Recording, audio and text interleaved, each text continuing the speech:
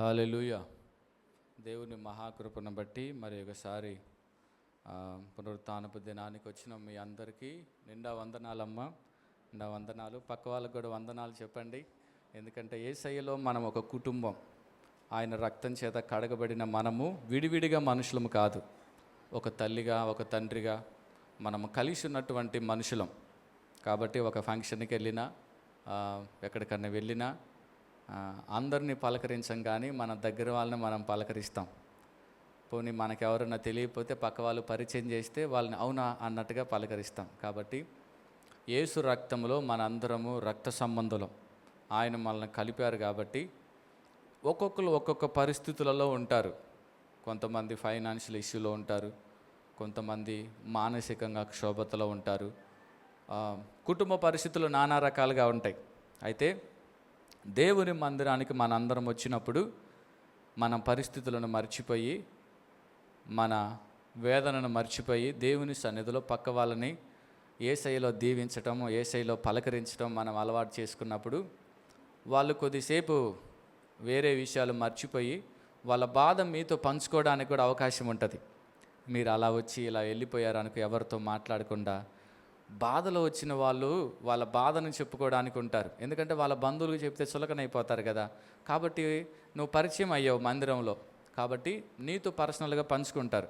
అలా పంచుకున్నప్పుడు ప్రార్థన చేయక్క, ప్రార్థన చేయి తమ్ముడా అని చెప్పేసి అట్లా మాట్లాడుకోవడానికి అవకాశం ఉంటుంది. కాబట్టి మనం వచ్చినప్పుడు మనం ఒకరినొకరు పలకరించుకోవాలి. ఎందుకు పలకరించుకోవాలంటే నేను మీకు ఒక చిన్న ఎగ్జాంపుల్ చెప్తాను. ఒక ఎయిర్పోర్ట్లో ఒక వ్యక్తి పనిచేస్తూ ఉన్నాడు. ఆ వ్యక్తి కుటుంబ పరిస్థితులు చాలా ఇబ్బందిగా ఉండేవి. తను చివరికి ఎలా ఉండేవాడు అంటే, ఇక నేను చనిపోతే బాగుండు కదా, జాబ్ చేస్తున్న డబ్బులు మిగలట్లేదు, కష్టపడుతున్న ఆశీర్వాదం రావట్లేదు, నేను ఒక్కనే దౌర్భాగ్యున్నేమో, నా చుట్టే దరిద్రం అంతా తిరుగుతుందేమో అన్న ఆలోచనతో బాధపడుతూ డ్యూటీకి వెళ్తున్నాడు, వస్తున్నాడు. ఇక భార్యలు చేసేది ఏముంది? కొంతమంది భార్యలు భర్తల్ని ఏమవుదండి, మీరు ధైర్యంగా ఉండండి, ఏదో ఒకటి జరుగుతుంది, మనం మంచి రోజులు రాకుండా ఉంటాయా అని ధైర్యపరుస్తూ ఉంటారు. అలా కాకుండా యోబు లాంటి భార్య అనుకో, నువ్వు ఏం ఉద్యోగం చేస్తున్నావు, నీ డబ్బులు ఎవరికి సరిపోతున్నాయి అని చెప్పేసి మూలిగా నక్క మీద తాటికేయబడ్డట్టుగా మాట్లాడతారు. ఆయన పరిస్థితి ఏదేమైనా సరే తను మాత్రం ఇబ్బందులు మాత్రం ఉన్నాడు ఆ ఎయిర్పోర్ట్లో సెక్యూరిటీగా. అయితే ఆ ఎయిర్పోర్ట్లోకి ప్రతి వారం ఒక ముసలామె వస్తూ ఉంటుంది, ఏరోప్లాన్ ఎక్కుతుంది, ఎక్కడికి వెళ్తుంది, మళ్ళీ వస్తూ ఉంటుంది. అంటే మనం ఎర్రబోసు ఎక్కుతాం చూసావా, అట్లా ఎక్కుతా ఆమె వెళ్తూ ఉంటుంటే బాగా నవ్వుతూ ఉంటుంది. మంచి కలగలిగిన ముఖము, నవ్వుతూ ఉంటుంది. పద్దాకా ఒకళ్ళు వెళ్తూ ఉంటుంటే నమస్తే మేడం, నమస్తే మేడం అంటే పరిచయాలు అవుతారు కదా. అలా పరిచయాల మీద మనోడికి ఉండబట్టలేక అడిగాడు, మేడం నేను ఒకటి అడగాలనుకుంటున్నాను, మీరు ఎప్పుడు నవ్వుతూ ఉంటారు కదా, ఎప్పుడు సంతోషంగా ఉంటారు కదా, మీకు ఏం బాధలు ఉండవా, ఏం కష్టాలు ఉండవా? మనిషి అనేవాడికి ఎవడొక్కడికి ఏదో కష్టం ఉంటుంది కదా అని చెప్పేసి అంటే ఆమె చిట్కా అంతా చెప్పిందంట, ఆమె బాధ అంతా చెప్పిందంట. మనోడికి అనుకున్నాడు నీకంటే నేనే బెటర్ అనుకున్నాడట. అయితే ఇంకా వాడికి డౌట్ పోలా, మరి నీకంటే నాకు బాధలు తక్కువ కదా, మరి నేను ఎక్కువ నవ్వుతూ ఉండాలి కదా, నేనేమో వాడిపోయిన పువ్వులాగా ముఖం పెట్టుకొని ఉంటున్నాడు, నువ్వు మాత్రము వికసించిన పువ్వులాగా సంతోషంగా ఉంటున్నావు. కారణం ఏంటంటే నేను ఆరాధిస్తున్న దేవుడు సజీవుడు, నేను ఆరాధిస్తున్న దేవుడు శక్తిమంతుడు. ఆయన నాతో చెప్పాడు, నువ్వు చింతించుట వలన ఒక తెల్లంటికి నల్లంటిగా మార్చలేవు కదా, పోనీ ఏదైనా చిన్న చిన్న పనులైనా నువ్వు మార్చలేవు కదా, నీ చింత యావత్తు నా మీదయ్యే, నీ బాధ యావత్తు నా మీదయ్యి అని ఆయన నాతో చెప్పాడు. ఆయన నాతో చెప్పాడు కదా, నిజమే కదా. నేను చింతించుట వలన, బాధపడటం వల్ల నా పరిస్థితులు మారుతాయా, కోల్పోయిన దాన్ని తిరిగి పొందుకోగలనా అని నేను ఆలోచించినప్పుడు అది కరెక్టే అనిపించింది. నీ గురించి చింతించే ఒకడిని నేనున్నాను కదా, నేను సర్వశక్తిమంతుణ్ణి కదా అని నా ప్రభు చెప్పాడు. సో దానిని నా మైండ్లో పెట్టుకొని నేను ఆనందించడం నేర్చుకున్నా, సంతోషించడం నేర్చుకున్నా, బాధలు నా ప్రభు నెత్తి మీద పెట్టడం నేర్చుకున్నా. ఆయన చాలా బలవంతుడు, ప్రేమ కలిగిన తండ్రి అని పలకరిస్తూ ఆయనకి యేసు ప్రభును సువార్త చెప్తే ఆయన కూడా యేసుక్రీస్తునందు విశ్వాసం ఉంచి తన భారమును బరువులను ప్రభు మీద పెట్టడానికి ప్రయత్నించాడంట. హల్లెలూయా, హల్లెలూయా. ఈ విషయాలు మీకెందుకు నేను చెప్తున్నానంటే, మీలో కూడా ప్రతి ఒక్కరి హృదయాలు భారాలతో నింపబడతాయి. ఈ లోకం అనేది సంతోషంతో మనల్ని ఉండనివ్వదు. ఈ లోకంలో మనిషి స్వభావం మనల్ని మంచిగా బ్రతకనివ్వదు. అది మనల్ని ఎట్లయినా సరే పొడుస్తూ ఉంటుంది. ఈ లోకానికి ఉన్నటువంటి ఒక ధర్మం, ఈ లోకానికి ఉన్నటువంటి ఒక పద్ధతి ఏంటంటే, వాక్యంలో చెప్పినట్లుగా ఎవడు సంతోషంగా ఉన్నాడా, ఏ భార్యాభర్తలు సంతోషంగా ఉన్నారా, ఎవరు రూపాయి డబ్బులు సంపాదిస్తున్నారా, ఎవరి పిల్లలు బాగా చదువుతున్నారా, ఎవరు ప్రభు కొరకు బ్రతకాలనుకుంటున్నారా చూసి వాళ్ళని టార్గెట్ చేసి వాళ్ళ జీవితాలను పునాదులతో పాటు కూల్చాలని ప్రయత్నించే పాపిష్టి లోకం ఇది. ఈ లోకంలో మనం సంతోషంగా ఉండగలమా, సమాధానంగా ఉండగలమా? ఉండలేం. కానీ ప్రభు చెప్పాడు, నేను ఉండేటట్టు మిమ్మల్ని చేస్తాను, కాబట్టి మీ హృదయాల్లో ఉన్న భారము నా మీద వేయండి, నా పిల్లలతో పంచుకోండి, అప్పుడు ప్రార్థనలో వాటిని మీరు జయించగలుగుతారు. ప్రభు చెప్పాడు కదా, నా సంతోషము, నా సమాధానము మీ హృదయాలను ఏలుబడి చేసేటట్లు నేను చేస్తానని ప్రభు చెప్పాడు. ఆయన సమాధానం ఎలా ఉంటుంది?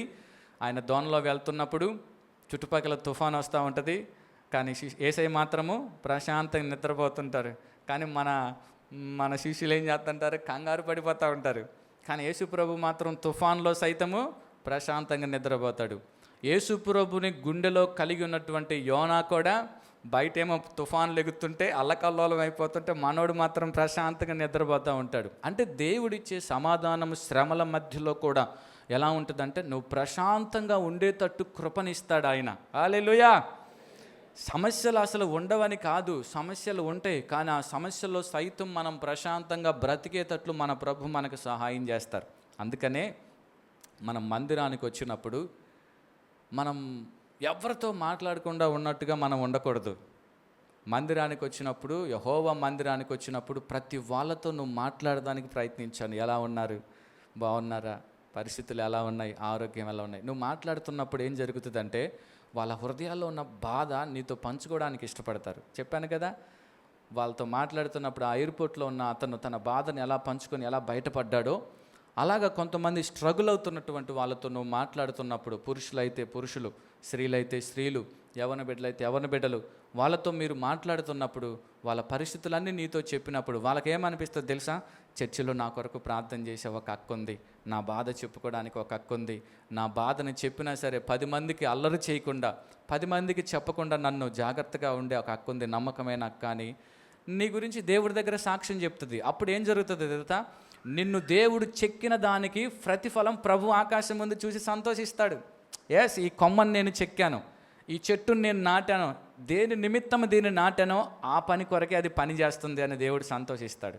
అలా కాకుండా నేను నాటింది ఒకదాని కొరకు, అది చేసే పని ఒకటి ఉంది అని అన్నప్పుడు, అప్పుడు ప్రభు వాక్యంలో చెప్పినట్లుగా, నేను మంచి ద్రాక్షవల్లిగా నిన్ను నాటాను కదా మందిరంలో.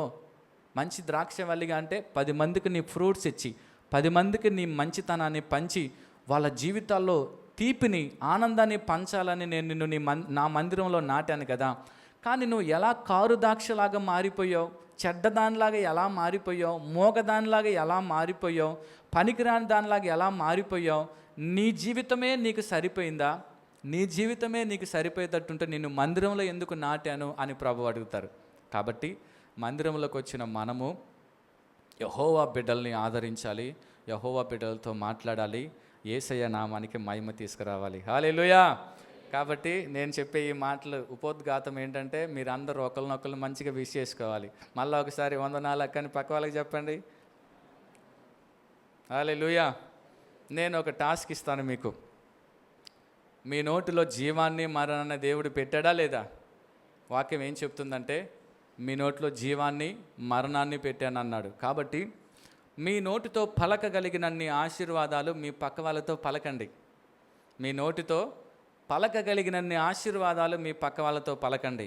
ఏ ఏ ఆశీర్వాదాలు మీరు పలుకుతారంటే, ఫైనాన్షియల్ ఆశీర్వాదాలు పలకండి, హెల్త్ ఆశీర్వాదాలు పలకండి, స్పిరిచువల్గా ఆశీర్వాదాలు పలకండి, పరిశుద్ధాత్మ నడిపింపు యొక్క ఆశీర్వాదాలు పలకండి. సో మీరు మీ విశ్వాసంతో మీ జీవితాల్లో ఇది కలగాలి, మీ జీవితాల్లో ప్రభు ఇది చేయునుగా కానీ పునరుత్థానపు దినములో మీరు పక్క వాళ్ళతో పలికినప్పుడు దేవుడు ఆకాశం ముందుండి చూసి మీ ప్రతి మాటను ఆమేనని పలుకుతారు. ఏమో చెప్పలేము. నువ్వు పలికే ప్రతి మాటను బట్టి నీ పక్కల్లో ఉన్న దరిద్రం ఈ రోజుతో పోద్దేమో చెప్పలేం కదా.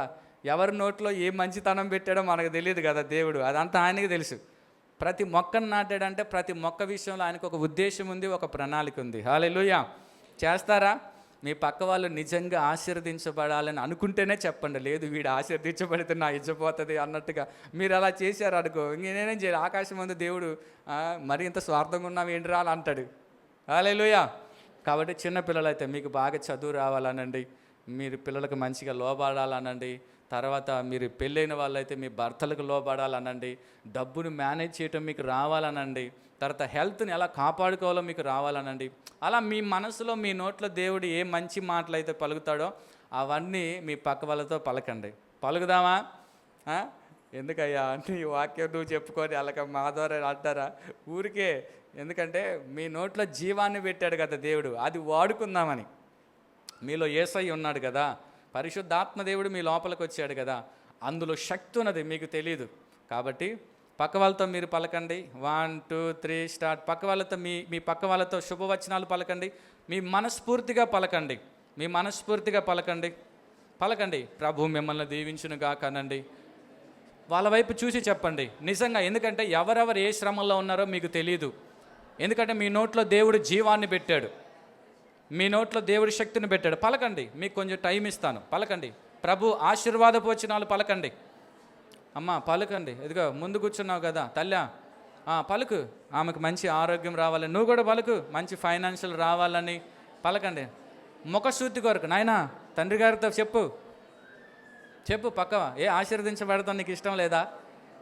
ప్రార్థన వచ్చినా రాకపోయినా నువ్వు బాగుండాలా అని అంటా ఉండండి.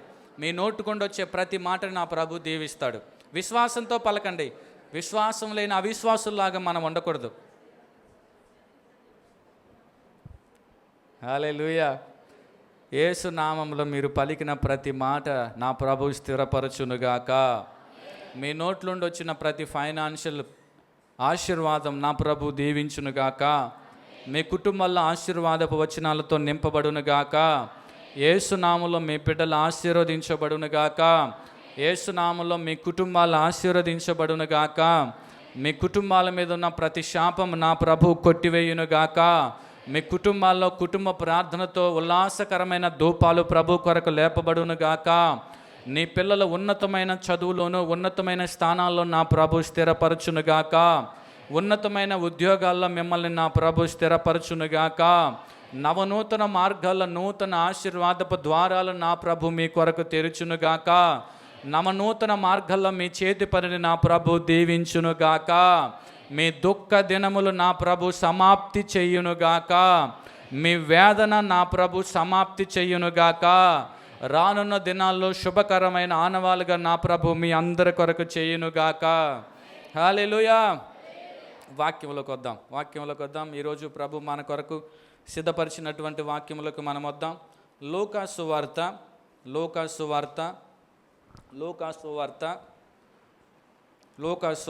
10వ అధ్యాయము. లూకాసు వార్త 10వ అధ్యాయము 30 నుండి 37 వరకు మైకులో మనం చదువుదాం. అందుకు యేసు ఇట్లనెను, ఒక మనుషుడు యెరూషలేము నుండి యెరికో పట్టణమునకు దిగి వెళ్ళుచు దొంగల చేతిలో చిక్కెను. వారు అతని బట్టలు దోచుకొని అతని కొట్టి కొరప్రాణముతో విడిచిపోయిరి. అప్పుడొక యాజకుడు ఆ త్రోవను వెళ్ళుట తటస్థించెను. అతడు అతనిని చూచి ప్రక్కగా పోయెను. అలాగుననే లేవీయుడొకడు ఆ చోటికి వచ్చి చూచి ప్రక్కగా పోయెను. అయితే ఒక సమరయుడు ప్రయాణమైపోవచ్చు అతడు పడియున్న చోటికి వచ్చి అతనిని చూచి అతని మీద జాలిపడి దగ్గరికి పోయి నూనెయు ద్రాక్షారసమును పోసి అతని గాయములను కట్టి తన వాహనం మీద ఎక్కించి ఒక పూటకూల వాని ఇంటికి తీసుకొని పోయి అతని పరామర్శించెను. మరునాడతడు 2 దేనారములు తీసి ఆ పూటకూల వానికిచ్చి ఇతని పరామర్శించుము, నీవింకేమైనను ఖర్చు చేసిన యెడల నేను మరలా వచ్చినప్పుడు అది నీకు తీర్చెదనని అతనితో చెప్పి పోయెను. కాగా దొంగల చేతిలో చిక్కిన వానికి ఈ ముగ్గురిలో ఎవడు పొరుగువాడాయనని నీకు తోచుచున్నది అని యేసు అడగగా అతడు అతని మీద జాలిపడిన వాడే అనెను. అందుకు యేసు నీవును వెళ్ళి అలాగు చేయమని అతనితో చెప్పెను. చూడండి. పరిశుద్ధుడైన దేవ, నమ్మదగిన నా తండ్రి, చదివిన ఈ మాటలు మా కొరకు దీవించి ఆశీర్వదించి ఫలింపులోకి తీసుకురమ్మని, నీ వాక్యానికి వ్యతిరేకంగా పనిచేస్తున్న ప్రతి యుగ సంబంధమైన చీకటి బంధకాలు కొట్టివేయమని యేసు నామములో అడుగుతున్నాము తండ్రి, ఆమేన్. చూడండి నా సహోదరులారా, ఒకసారి జరిగినటువంటి యేసు ప్రభు 33.5 సంవత్సరాలు ఈ భూమి మీద బతికారు కదా. ఆయన జీవితంలో 33.5 సంవత్సరాలు బ్రతికిన ఆయన జీవితంలో 3.5 సంవత్సరాలు చేసిన ఆయన పరిచర్యలో ఎన్నో అద్భుతాలు జరిగినాయి, ఎన్నో సంభవాలు జరిగినాయి. ఎంతోమంది ఆయనని కలిశారు, ఎంతోమంది ఆయన దగ్గరకు వచ్చి వాళ్ళ డౌట్ని క్లారిఫై చేసుకున్నారు. అయితే ఇక్కడ ఉన్నటువంటి విషయం ఏంటంటే, ఈ మంచి సమరయుడు ఈ స్టోరీ దేవుడు చెప్పడానికంటే ముందు జరిగిన ఆ వృత్తాంతం ఏంటంటే, అక్కడ చూడండి 25వ వచనం. ఇదిగో, ఒకప్పుడు ధర్మశాస్త్రోపదేశకుడు లేచి, బోధకుడా, నిత్య జీవమునకు వారసుడగుటకు నేనేమి చేయవలెనని ఆయన్ని శోధించుచు అడిగరి. సో ఆయన ఏమంటున్నారంటే, నేను పరలోక రాజ్యానికి రావాలంటే నేనేం చేయాలని ఒక కన్నింగ్ మైండ్తో, మంచి ఉద్దేశంతో కాదు, అక్కడ శోధించుచు అని ఉంది కాబట్టి కన్నింగ్ మైండ్తో, అంటే మనసులో ఒకటి ఉంటుంది, లోపల ఒకటి ఉంటుంది అనమాట. ఆ ఉద్దేశంతో మనోడు అడుగుతున్నాడు. ఏమని అడుగుతున్నాడు? పరలోక రాజ్యానికి రావడానికి నేనేం చేయాలని. అయితే యేసు ప్రభు ప్రతి మనిషి యొక్క అంతరంగంలో ఉన్న భావాలు తెలుసు, పైన భావాలు తెలుసు, నోట్లోంచి వచ్చే మాట తెలుసు, హృదయంలో ఉన్న స్థితి అన్నీ తెలుసు. ఎందుకంటే యేసు ప్రభు మామూలోడా, జగమెరిగినటువంటి సూత్రధారి, సమస్తమును ఏలుబడి చేస్తున్న ఆయన. అదేదో లోక సామెత ఉంటుంది చూసావా, మనోడు ముందు కుప్పిలెత్తే సరిపోద్దా అని. కాబట్టి ఆ సామెత ప్రకారం యేసు ప్రభు ముందు మన కుయుక్తులు పని చెయ్యవు. కానీ మనోడికి తెలియలే ఆ విషయం. ఎందుకు తెలియలేదంటే యేసు ప్రభును తక్కువ అంచనా వేశాడు. మనోడు యేసు ప్రభు పెద్ద మామూలుడు కదా అన్నట్టుగా మాట్లాడేశాడు. ఇలా స్కాన్ చేశాడు అనమాట. హృదయ రహస్యాలన్నీ నా ప్రభువుకు తెలిసిపోయినాయి. అలాగే అందుకు ఆయన ధర్మశాస్త్రం అందేమి రాయబడినది, నీవేమి చదువుచున్నావని అతను అడిగాను. అందుకు, నీ దేవుడైన ప్రభును నీ పూర్ణ మనసుతోనూ, నీ పూర్ణ మనసుతోనూ, నీ పూర్ణ శక్తితోనూ, నీ పూర్ణ వివేకంతోనూ ప్రేమింపవలెను, నిన్ను వలె నీ పొరుగు వారిని ప్రేమింపవలని రాయబడినదని చెప్పాను. అందుకు ఆయన, నీవు సరిగా ఉత్తరమిచ్చితివి, అలాగూ చేయము, అప్పుడు జీవించదవని అతనితో చెప్పాను. అయితే తాను నీతిమంతుడైనట్లు కనపరచబడగోరి, ఇందాకేమో శోధించుచు, ఇప్పుడేమో నీతిమంతుడైనట్టు కనపరచబడగోరి అతడు, అవును కానీ నా పొరుగువాడు ఎవడని యేసుని అడిగితే ఆ సందర్భంలో ఈ స్టోరీ మొదలవుతుంది. కాబట్టి నా సహోదరులారా, మొదట మనం యేసు ప్రభు దగ్గరికి వచ్చినప్పుడు ఒకటి అడగాలి, ఒకటి తెలుసుకోవాలి, ఒకటి నేర్చుకోవాలి అని ఒక మనిషి అనుకున్నప్పుడు ఆ వ్యక్తి మొదట నిర్ణయించుకోవాల్సింది ఏంటంటే, యేసు ప్రభుకి సమస్తమును తెలుసు. ఆయన శోధించటానికి కానీ, ఆయన దగ్గర నీతిమంతుడిగా కనపడాలని కానీ ఎవరైనా ప్రయత్నించినట్లయితే అది యేసు ప్రభుకి తెలిసిపోద్ది. చాలాసార్లు మనం మందిరాల్లో కూడా చూస్తూ ఉంటాం. దైవజనుడితో మాట్లాడేటప్పుడు కానీ, సాక్ష్యం చెప్పేటప్పుడు కానీ, కూటం పెట్టుకునేటప్పుడు కానీ, ఏదైనా ఒక కార్యక్రమం జరిగేటప్పుడు కానీ, ప్రజలు కొంతమందిని మనం పరిశోధించినప్పుడు వాళ్ళల్లో మనకు కనపడేది ఏంటంటే, ఎదుటి వాళ్ళని శోధించడానికి ప్రయత్నిస్తారు, ఎదుటి వాళ్ళ ఎదుట నీతిమంతులుగా కనపడాలని కూడా ప్రయత్నిస్తారు వాళ్ళు. ఈ ధర్మశాస్త్ర బోధకుల్లో ఉన్నటువంటి స్వభావము ఆనాడు యూదా మతంలో ఉన్న వాళ్ళల్లోనే కాదు, ఈనాడు యేసు ప్రభును వెంబడిస్తున్న క్రైస్తవుల్లో కూడా కొంతమందిలో కనపడతా ఉంటుంది. వాళ్ళు ఏది మాట్లాడినా నీతిగా మాట్లాడుతున్నామని అనుకుంటారు, కానీ లోపల ఒక భావం ఉంటుంది, పైకి ఒక మాట మాట్లాడతారు. అది మనుషుడికి తెలియదు, కానీ యేసు ప్రభుకు తెలుసు. ఇక్కడ అనుకుంటున్నాడు యేసు ప్రభుని ఒక మనిషి అనుకుంటున్నాడు అతను, అందుకనే ద్వంద్వ మాటలు మాట్లాడుతున్నాడు. లోపల ఉన్నది యేసు ప్రభుకు తెలియదు కదా అనుకున్నాడు. అలాగే ఈరోజు చాలామంది మనుషులు కూడా యేసు ప్రభు నా దినము పరిసయ్యుడు, ధర్మశాస్త్ర బోధకుడు ఒక మనిషిలాగా చూసి లోపల ఒకటి పెట్టుకొని పైకి ఒకటి ఎలా మాట్లాడతాడో, ఈరోజు యేసు ప్రభుకు సన్నిధికి వస్తున్న మనము కూడా కొన్నిసార్లు ఎలా మాట్లాడతామంటే, ఒక మనిషి అనుకుంటాం యేసు ప్రభుని, అనుకొని ఒక మనిషికి ఎదుట మాట్లాడినట్టుగా లోపల ఒకటి పెట్టుకుంటాము, బయట ఒకటి మాట్లాడతాము మాటల విషయంలో. రెండవది, నీతిమంతుడిగా కనపడాలని మనం ప్రయత్నిస్తూ ఉంటాం. అనగా అర్థం ఏంటంటే, నా నీతి ఇది, నా భక్తి ఇది, నా స్వభావం ఇది, నా ప్రార్థన ఇది, నా సమర్పణ ఇది, నేను ఇంతగా డెడికేషన్ అయ్యాను ప్రభు కొరకని. మనం ప్రభు కొరకు ఏదైతే చేస్తామో అది 10 మంది గుర్తించాలనుకుంటాం. 10 మంది గుర్తించి దానికి జైలు పలకాలనుకుంటారు. ఈ ధర్మశాస్త్ర బోధకుడు యేసుప్రభు దగ్గర పొగడ్తల కోసం వచ్చాడు. అరే సూపర్ రా, నువ్వు చాలా అద్భుతంగా చెప్పావు అనే డబ్బా కొడతాడు అనుకున్నాడు. ఎందుకంటే ఆనాడు భక్తుల్లో ఉన్నటువంటి స్వభావం కూడా ఏంటంటే, నువ్వు చాలా భక్తిపరుడివి, నువ్వు చాలా మంచిపరుడివి, నువ్వు చాలా ప్రార్థనాపరుడు అని పక్క వాళ్ళ చేత అనిపించుకుంటే వాళ్ళకి అంతేం లేదు బ్రదర్, అది అంత దేవుని కృప అని పైకి అంటాడు. మళ్ళీ లోపలేమో చూసావా దేవా నీకు స్తోత్రమయ్యా, ఆడికంటే నేను మంచి ఉన్నాయా, ఆడికంటే ఎక్కువ ప్రార్థన ఎక్కువ ఈ స్వభావంలోకి మనం వెళ్ళిపోతాం. నా సహోదరులారా, యేసు ప్రభు దగ్గరకు వచ్చినప్పుడు, ఆయన మాటలు మనం వినాలనుకున్నప్పుడు, ఆయన దగ్గర నుంచి ఏదైనా నేర్చుకోవాలి, ఆశీర్వాదం మన కుటుంబాలకు మనం తీసుకెళ్ళాలనుకున్నప్పుడు, మొదటగా మనం నిర్ణయించుకోవాల్సింది, సమస్తమును ఎరిగిన దేవుడి దగ్గరికి నేను వెళ్తున్నాను. సమస్తమును పరిశీలించి పరిశోధించి డబ్బుకు కానీ, పలుకుబడికి కానీ, రాజకీయానికి కానీ లొంగనటువంటి, నీతి మాలిన బతుకు లేనటువంటి యేసుక్రీస్తు దగ్గరికి నేను వెళ్తున్నానని ఆయన క్యారెక్టర్ను బట్టి మనం ఆయన ఎదుట ధైర్యముగా నిలబడాలి. హల్లెలూయా. ఆనాడు ఎంతోమంది నిలబడ్డారు, మనకు తెలుస్తుంది వాళ్ళు వేషధారులుగా నిలబడ్డారని. ఈరోజు నువ్వు నిలబడుతున్నటువంటి నిలబడటం, నువ్వు యేసు ప్రభు మందు నిలబడిన నిలబాటు రాబోయే దినాలలో దేవదూతలకు తెలిసిపోతుంది. ఈరోజు ఈ ధర్మశాస్త్ర పరిశోధకుడు గురించి మనం ఎలా మాట్లాడుకుంటున్నామో ఆ దినాలలో వాళ్ళకి తెలియదు. ధర్మశాస్త్ర బోధకుని డబ్బా కొట్టారు, కానీ మనకు తెలిసింది పరిశుద్ధాత్మ దేవుడు రాయించాడు కాబట్టి అతడు వేషధారిగా ప్రభు దగ్గరికి వచ్చాడని.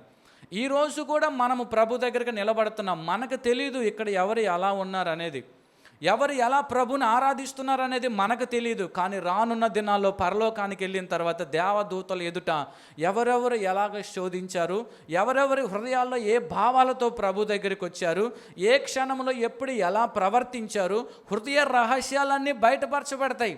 ఇప్పుడు ఈ ధర్మశాస్త్రం గురించి మనం మాట్లాడుకుంటున్నట్టుగా మన గురించి దేవదూతలు మాట్లాడుకుంటారు. ఒక అద్భుతమైన విషయం ఏంటంటే, ఇప్పుడు మనం ధర్మశాస్త్ర బోధకుని గురించి మాట్లాడుకుంటున్నాం, అతను ఇక్కడ లేడు.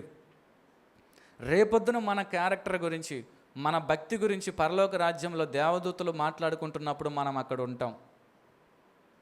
ఆలోచించండి, మన ఎదుట మనల్ని తిట్టటము, ఎగతాళి చేయటము ఎట్లుంటుంది, మనం లేకుండా చేయటం ఎట్లుంటుంది. మనం లేకుండా ఎవరు ఎన్ని అనుకున్నా సరే మనకు పెద్ద అనిపించదు, కానీ మన కళ్ళ ఎదుట మనల్ని భక్తిని ఎగతాళి చేస్తున్నప్పుడు మన గుండెల్లో భయంకరమైన వేదన ఉంటుంది. అలా చేయకుండా ఉండాల్సింది. అనవసరంగా తప్పు చేశాను, నేను ఎవరికి తెలియదు అనుకుంటున్నాను, నా హృదయ రహస్యాలు ఎవరికి తెలియదు, నేను చేసేది ఎవరికి తెలియదు, నేను పైకి నాటకం ఇలాగ కప్పుకోగలుగుతున్నాను అని మనము అనుకున్నాను. కానీ ఆ టైంలో అందరి ఎదుట హృదయ రహస్యాలు బయటపడతాయి అని, అలాగ నేను మంచిగుంటే బాగుండు అని నువ్వు అనుకుంటావు. మీకు ఒక విషయం చెప్పనా, ఈ భూలోకంలో పరలోకంలో కానీ తండ్రి అయిన దేవుడు, ప్రభు అయిన యేసుక్రీస్తు తర్వాత జ్ఞానవంతుడు, తెలివి కలిగిన వాడు, పరాక్రమం కలిగిన వాడు మన శత్రువు అయినటువంటి అపవాది సాతాను. అవునా కదా? వాడే అందరికంటే జ్ఞానం కలిగిన వాడు, అందగాడు, తెలివిమంతుడు, లాజిక్తో మాట్లాడేవాడు, ఏ పని చేసినా పక్కాగా చేయగలిగిన వాడు. యుద్ధంలో దిగాడంటే ఎవరు వాడి ఎదుట నిలబడలేరు, ఏ దేవదూతలు నిలబడలేరు. ఈవెన్ మికాయేలైనా గాబ్రియలైనా ఎవ్వరు ఆడి ఎదుట నిలబడలేరు. వాడు అంత పరాక్రమం కలిగిన వాడు. వాడిని కంట్రోల్ చేయాలంటే యేసు ప్రభు మాత్రమే దిగి రావాలి. మిగతా ఎవడు దిగొచ్చినా వాడు మాట విండు, వాడి ఎదుట నిలబడలేడు. వాడికి ఆ సామర్థ్యాన్ని కలగజేసింది కూడా దేవుడే. మంచిగా ఉన్నప్పుడు వాడిని అంత రేంజ్లో పెట్టాడు దేవుడు. కానీ అంత ఎరిగిన జ్ఞానం కలిగిన వాడు, అంత సామర్థ్యం కలిగిన వాడు, సమస్తమని ఎరిగినటువంటి దేవుని ఎదుట పాపం ఎలా చేయగలిగాడు? హృదయంలో పాపాన్ని ఎలా దాచుకోగలిగాడు? నేను హృదయంలో ఆలోచిస్తుంటే పాపమును గురించి దేవుడికి తెలుస్తుంది కదా అని చిన్న లాజిక్ని వాడు ఎలా మిస్ అయ్యాడు? నా సహోదరులారా, ఒక మనిషిలోకి పాపం ఎంటర్ అయిన తర్వాత విచక్షణ జ్ఞానము చచ్చిపోతుంది. తను చేస్తున్నటువంటి పని తనకు అది కరెక్ట్గానే అనిపిస్తుంది, న్యాయంగానే అనిపిస్తుంది అని అనిపిస్తుంది. అందుకని వాడు పాపము లోపల దాచుకొని దేవుడికి తెలియదేది అన్నట్టుగా ఉన్నాడు. అదే అపవాది స్వభావము అన్యజనుల మధ్యలో ఈరోజు వేలుబడి చేస్తుంది. అదే స్వభావము క్రైస్తవులుగా మన మధ్యలో కూడా ఏలుబడి చేస్తుంది. ఏంటది? దేవుని ఎదుట వాడి హృదయాన్ని దాచుకోవాలని ఎలా దాచాడో పైకి మంచిగా మాట్లాడుతూ, లోకంలో ఉన్నటువంటి అన్ని జనులు లోపల ఒకటి దాచుకొని పైకి ఎలాగో మాట్లాడతారు, అదే స్పిరిట్ ట్రాన్స్ఫర్ అయింది. అక్కడి నుంచి మరలా సంఘానికి వచ్చింది. సంఘంలో కూడా చాలామంది ఎలా మాట్లాడతారు, హృదయంలో రహస్యాలు దాస్తారు, పైకి మంచిగా మాట్లాడతారు. ఇది వాడి దగ్గర నుంచి లోకంలో నుంచి సంఘానికి వచ్చింది. అదే భక్తిలో అదే స్పిరిట్తో ఈ ధర్మశాస్త్ర బోధకుడు ఉన్నాడు. యేసు ప్రభు దగ్గరికి వచ్చాడు, మనుషులకు దొరకల, కానీ దేవుడికి దొరికాడు, పరిశుద్ధాత్మ దేవుడికి దొరికాడు. ఇప్పుడు వాడి హృదయ రహస్యాలు బట్టబయలవుతున్నాయి. ఏమంటున్నాడు, శోధించుచు ఆ తర్వాత నీతిమంతుడిగా కనపడాలని ప్రభు దగ్గరికి వచ్చాడంట. అలాగ మనం ఉండకుండా యథార్థవంతులుగా మన అందరం ఉందుముగాక. లోకంలో ఉన్న మనుషుల మీద, ఆ దయ్యంగాడి మీద పనిచేస్తున్న ద్వంద్వ స్వభావం, 2 రకాల స్వభావాలు మన నుండి, మన కుటుంబాల నుండి, మన బిడ్డల నుండి నా ప్రభు కొట్టివేయునుగాక. హల్లెలూయా. చూడండి, ఇది సందర్భం, ఇది ఆ స్టోరీకి ముందున్నటువంటి సందర్భం. ఇప్పుడు చూడండి, నేను 30వ వచనం చదువుతున్నాను. అందుకు యేసు ఇట్లా నేను, ఒక మనుషుడు యెరూషలేము నుండి యెరికో పట్టణమునకు దిగి వెళ్ళుచు దొంగల చేతిలో చిక్కెను. వారు అతని బట్టలు దోచుకొని అతని కొట్టి కొరప్రాణంతో విడిచిపెట్టిరి. ఇక్కడ చూడండి, 30 నుంచి మనం యేసు ప్రభు చెప్పినటువంటి ఆ 34 దాకా మనం ఒకసారి చదివినట్లయితే అక్కడ కొన్ని క్యారెక్టర్స్ మనకు కనపడతా ఉంటాయి. మొదటి క్యారెక్టర్ ఏంటంటే, యెరూషలేము నుండి యెరికోకు దిగి వెళ్ళుచు దొంగల చేతిలో దిగాడు. అంటే ఒక మనుషుడు అక్కడ ఉన్నాడు. ఆ మనుషుడు ఏంటి, యెరూషలేము నుండి యెరికోకు వెళ్తున్నాడు. రెండవ క్యారెక్టర్ అక్కడ మనకేం కనపడుతుందంటే, ఒక యాజకుడు కనపడుతున్నాడు. మూడవ క్యారెక్టర్ మనకేం కనపడుతుందంటే, లేవీయుడు కనపడుతున్నాడు. ఆ తర్వాత 4వ క్యారెక్టర్ ఏం కనపడుతుంది, ఒక మంచి సమరయుడు అక్కడ కనపడుతున్నారు. చూడండి, యేసు ప్రభు ఒక వృత్తాంతం చెప్పారంటే, యేసు ప్రభు ఒక ఉదాహరణ చెప్పారంటే, అందులో ఉన్నటువంటి భావాలను మనం గుర్తించి, అందులో ఉన్నటువంటి సత్యాలను మనం గ్రహించి వాటి ప్రకారం నడవాలనేది దేవుని ఉద్దేశం. ఆనాడు ధర్మశాస్త్ర బోధకునికి ఒక ఉద్దేశం తెలియపరచాలని, అతని మనోనేత్రాలు తెరవపరచాలని, అతనికి ఒక విషయం చెప్పాలని ఈ ఉపమానం చెప్పాడు.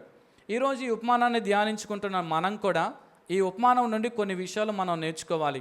మొదటిగా ఈ 4 క్యారెక్టర్లో మొదటి క్యారెక్టర్ ఒక మనుషుడు. 30వ వచనం, ఒక మనుషుడు యెరూషలేము నుండి యెరికోకు దిగి వెళ్ళుచు దొంగల చేతిలో చిక్కెను. వారు అతని బట్టలు దోచుకొని అతని కొట్టి కొరప్రాణముతో విడిచిపెట్టిరి. చూడండి నా సహోదరులారా, ఒక మనిషి ప్రయాణం ఎక్కడి నుంచి ఎక్కడికి వెళ్తుంది, యెరూషలేము నుంచి యెరికోకి వెళ్తుంది. యెరూషలేము నుండి యెరికోకి వెళ్ళేటటువంటి ఆ ప్రయాణం 27 కిలోమీటర్ల దూరం ఉంటుంది. ఆ ప్రయాణం ఎలా ఉంటుందంటే, మనం ఒక అడవిలో వెళ్తున్నప్పుడు, ఒక కొండల్లోంచి వెళ్తున్నప్పుడు, ఒక గుహల్లోంచి వెళ్తున్నప్పుడు ఎలా ఉంటుందో అలా ఉంటుందన్నమాట ఈ ప్రయాణము ఎవరికి అనుకూలంగా ఉంటుందంటే, దోచుకునే వారికి, దొంగలకి అనుకూలంగా ఉండేటటువంటి ప్రయాణం అనమాట. అంటే ఆ దారి అలా ఉంటుంది. మనం అనుకుంటాం కదా, రాత్రి అయిన తర్వాత ఆ దారిలో ఎవరు వెళ్ళొద్దు, ఒక దొంగలు ఉంటారు, దోచుకునే వాళ్ళు ఉంటారు అని మనం చెప్పుకుంటూ ఉంటాం కదా. అలాగా ఆ కాలపు నానుడి కూడా ఉంది. ఎవరైనా ఆ ప్రాంతం గుండా, ఆ దారి గుండా ఎవరైనా వెళ్తున్నట్లయితే వాడు ప్రయాణించి మరలా వస్తే కానీ మనం వాడి గురించి తెలియదు, లేకపోతే మధ్యలో ఎవడన్నా పట్టుకొని చంపేయచ్చు అనే ఒకలాంటి భావం కూడా ఆ ప్రాంత ప్రజల్లో ఉండేది. అయితే ఈ వ్యక్తి ఏం చేస్తున్నాడంటే, యెరూషలేము నుండి యెరికోకు వెళ్తున్నాడు. ఒక వ్యక్తి ప్రయాణం యెరూషలేము నుండి యెరికోకు వెళ్తున్నాడు. యెరికో సమృద్ధి కలిగినటువంటిది, యెరూషలేము సమృద్ధి కలిగినటువంటిది, యెరికో శాపానికి కూడినటువంటిది. ఒక వ్యక్తి ప్రయాణం ఎక్కడి నుంచి బయలుదేరుతుంది, యెరూషలేము నుండి యెరికోకు బయలుదేరుతుంది. సమృద్ధిలో నుండి కొరతలోకి బయలుదేరుతుంది. దేవుని చేతిలో నుండి, అనగా యెరూషలేములో దేవుడు ఉంటాడు కదా, దేవుని చేతిలో నుండి దయ్యంగాడి చేతిలోకి వెళ్తున్నాడు. ఆ తర్వాత వెలుగు రాజ్యం, యెరూషలేములో దేవుడు ఉంటాడు, యెరూషలేము సింహాసనము దేవుడి మీద కూర్చుంటాడు కాబట్టి రాజ్య పరిపాలన ఆయన చేస్తాడు కాబట్టి అది వెలుగు రాజ్యంతో సమానం. కాబట్టి ఈ వ్యక్తి ప్రయాణం ఎక్కడి నుంచి ఎక్కడ బయలుదేరుతుంది, వెలుగు రాజ్యం నుండి చీకటి రాజ్యానికి బయలుదేరుతుంది. ఒక వ్యక్తి తీసుకున్నటువంటి నిర్ణయం, నేను యెరూషలేము నుండి యెరికోకు పోవాలి, దేవుని రాజ్యం నుండి చీకటి రాజ్యంలోకి పోవాలి, సమృద్ధిలో నుండి కొరతలోనికి పోవాలని ఒక వ్యక్తి తీసుకున్న నిర్ణయం ఆ వ్యక్తి జీవితం మీద ఎంత ప్రభావం చూపిస్తుందో చూడండి. ఆ తర్వాత చదివినటువంటి వచనం, ఆ తర్వాత చూడండి 30 వచనమే. యెరూషలేము నుండి యెరికోకు దిగి వెళ్ళుచు దొంగల చేతిలో చిక్కాడు. ఎవరి చేతిలో చిక్కాడంట? దొంగల చేతిలో చిక్కాడు. ఆ వ్యక్తి తీసుకున్నటువంటి నిర్ణయము, ఆ వ్యక్తి యొక్క ఆలోచన విధానము చివరికి ఆ వ్యక్తి జీవితాన్ని దొంగల చేతిలో దొరికేటట్టు చేసింది. ఈరోజు చాలామంది మనుషులు యేసుప్రభుని నమ్ముకొని కూడా కొన్నిసార్లు వాళ్ళు తీసుకుంటున్నటువంటి నిర్ణయాల వల్ల, వాళ్ళు తీసుకుంటున్నటువంటి కొన్ని ఆలోచన విధానాల వల్ల దొంగల చేతిలో చిక్కుపోతారు, దొంగల చేతుల్లో కొట్టబడతారు, దొంగలకి ఆధారమైనటువంటి ఆ ప్రాంతాలకు వాళ్ళు వెళ్ళిపోతూ ఉంటారు. ఇక్కడ దొంగలు అంటే చాలా రకాలుగా ఉంది. దొంగలు అనే దానికి దేనికి సాదృశ్యంగా ఉందో తెలుసా? అనేక సమస్యలకి సాదృశ్యంగా ఉంది, పాపానికి సాదృశ్యంగా ఉంది, ద్రోహానికి, నష్టానికి, ఒంటరితనానికి, అనేక దెబ్బలకి సాదృశ్యంగా ఉంది. ఈరోజు దేవుని సన్నిధిలో బ్రతకాల్సినటువంటి నీవు, దేవుని మందిరంలో బ్రతకాల్సినటువంటి నీవు కొన్ని అవసరాలను బట్టి, కొన్ని అక్కర్లను బట్టి తప్పుడు నిర్ణయాలు తీసుకొని దేవుని ప్రాంతం నుంచి లోకంలోనికి, దేవుని ప్రజల నుంచి లోక ప్రజల దగ్గరికి, దేవుని సహవాసం నుండి లోక సహవాసానికి వెళ్ళటానికి నువ్వు ప్రయత్నించినట్లయితే ఇమీడియట్గా నిన్ను పట్టుకోవడానికి, నీ మీద దాడి చేయడానికి లోకంలో కొంతమంది దొంగలు రెడీగా ఉంటారు. నువ్వు ఎప్పుడు దేవుని రాజ్యం నుండి లోకరాజ్యానికి వెళ్తావో, దేవుని మనుషుల సహవాసం నుండి లోక సంబంధమైన సహవాసానికి వెళ్తావో, హృదయంలో ప్రభుకి ఇవ్వాల్సిన స్థానాన్ని దుష్టుడికి ఇవ్వడానికి ప్రయత్నిస్తావో ఇమీడియట్గా దొంగ నీ కొరకు కాచుకొని ఉంటాడు. యెరూషలేములో ఉన్నప్పుడు అతని మీద దొంగలు దాడి చేయలా, కానీ యెరూషలేముని విడిచిపెట్టి యెరికోకు వస్తున్నప్పుడు దొంగలు దాడి చేశారు. అనగా నువ్వు ప్రార్థనలోనూ, సహవాసంలోనూ, దేవుని భయభక్తులతోనూ పాపానికి దూరంగా ఉన్నప్పుడు లోకంలో దొంగలు అని చెప్పుకుంటున్నటువంటి సమస్యలు కానీ, పాపము కానీ, ఆ తర్వాత ఒంటరితనము కానీ, శాపము కానీ ఇది నీ మీద ఏలుబడి చేయదు. ఎప్పుడైతే లేదు నాకు లోకం కావాలి, లోక స్నేహం కావాలి, వాళ్ళని నేను సంతోషపెట్టాలి, వాళ్ళని నేను ఆనందపరచాలని, వాళ్ళని తృప్తిపరచబడటానికి, వాళ్ళని సంతోషపరచబడటానికి దేవుని సింహాసనమున్న యెరూషలేమును విడిచిపెట్టి యెరికోకు నువ్వు ప్రయాణం మొదలెట్టిన క్షణమే నువ్వు హిట్ లిస్ట్లోకి వెళ్ళిపోతావు. నువ్వు తీసుకున్నటువంటి ఆ నిర్ణయానికి దొంగలు రెడీగా ఉంటారు. కయీనుతో దేవుడు మాట్లాడుతున్నప్పుడు ఒక మాట అంటాడు, తీయండి కయీనుతో అన్న ఆ మాట ఒకసారి చదవండి. ఆదికాండము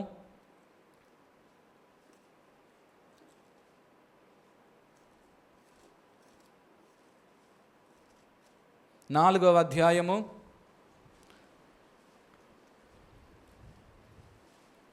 7వ వచనం. నీవు సత్క్రియ చేసిన ఎడల తలనెత్తుకొనవా, సత్క్రియ చేయని ఎడల వాకిట పాపము పొంచియుండును. ఇప్పుడు చూడండి, నా వైపు తలలెత్తండి. ఇప్పుడు మనం దొంగ అంటే చాలా రకాల డెఫినేషన్లు చెప్పుకున్నాం కదా. ఇక్కడ పాపము ఎక్కడ ఉంటుందంట? పాపము పొంచి ఉంటుంది. అంటే పాపము ఈజ్ ఈక్వల్ టు దొంగ.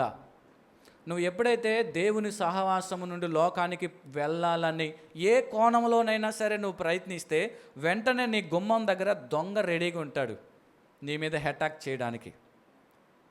ఈ దొంగ పరిస్థితి ఏంటంటే, ఇంకా చూడండి, యోహాను సువార్త 10వ అధ్యాయము 1వ వచనంలో కూడా దొంగ లక్షణాలు ఇక్కడ రాయబడి ఉంటాయి. యోహాను సువార్త 10వ అధ్యాయము 1వ వచనము, అలాగే 10వ వచనం కూడా, గొర్రెల దొడ్డిలో ద్వారమున ప్రవేశింపక వేరొక మార్గమున ఎక్కువాడు దొంగయు దోచుకునేవాడనై ఉన్నాడు. ఇప్పుడు చూడండి, దొంగ లక్షణం ఏంటంట? దోచుకునేవాడు. వాడు డైరెక్ట్గా రాడు. వాడి ప్రవర్తన అంతా, వాడి బుద్ధి అంతా ఎలా ఉంటుందంటే దొంగ బుద్ధే. అది అంటారు చూసేవా, డొంక మార్గం అంటారు చూసేవా, అది స్ట్రైట్ ఫార్వర్డ్గా ఏది ఉండదు.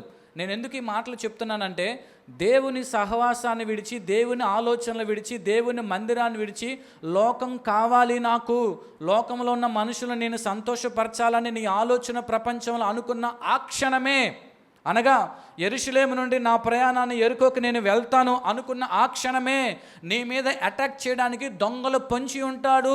ఆ దొంగకున్నటువంటి ఒక లక్షణము, మొదటగా మనం ఏం చేసుకున్నాం? పొంచి ఉంటాడు. వాడు పక్కనే నీకు వాకిటి దగ్గరే పొంచి ఉంటాడు. రెండవ దొంగ లక్షణం ఏంటో తెలుసా? యోహాను సువార్త 10:1 వాడు డైరెక్ట్గా రాడాడు, వంకర మార్గంలో వస్తాడు. ఆ తర్వాత దోచుకోవడానికి వస్తాడు.